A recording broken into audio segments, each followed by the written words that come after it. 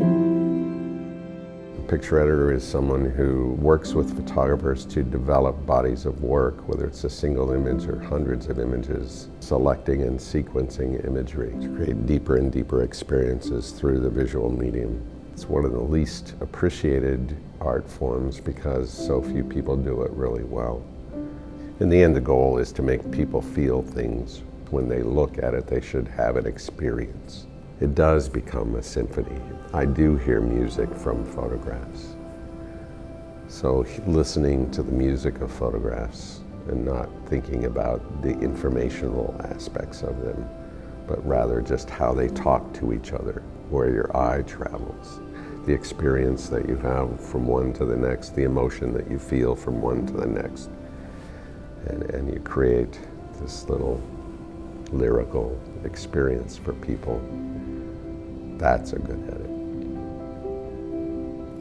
An editor sees differently in one very critical way.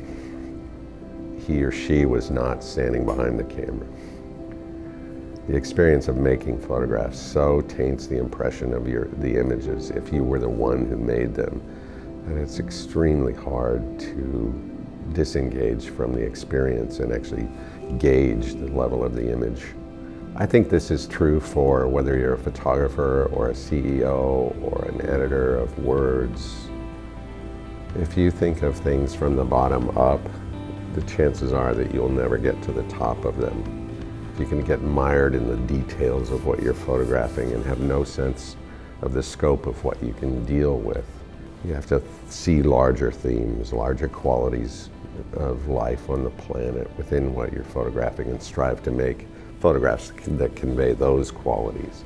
So I help photographers through that process of figuring out what it is they can speak to, advise them on ways to use the photographic medium to elevate what they're able to say.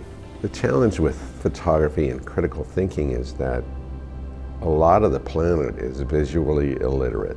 So the goal in creating imagery is that you do put so many layers of ability to engage with it into the images. On the surface of them, you have an experience, and then if you are able, you perceive a deeper layer, and if you are able, you perceive a deeper yet layer or level. It's getting to the point where if you don't integrate visual content, visual education, visual thinking into the educational process, it'll be like saying, oh, I'm sorry, you can only breathe every other time, because visuals are becoming so much more a part of our society, not just in America, but globally. So it starts by retooling the educators to think more visually, more literately.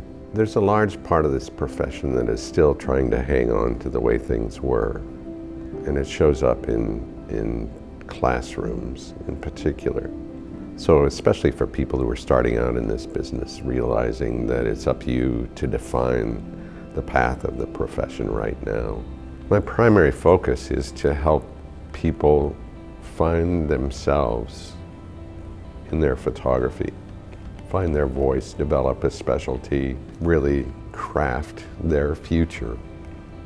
And it is the notion of trying to tell stories with imagery that really creates the growth, that makes you perceive things in ways you wouldn't have. It is the combination of variety of experiences with that continued passion to try to engage the planet on the tiniest of scales or the grandest of scales that has made photography my gift.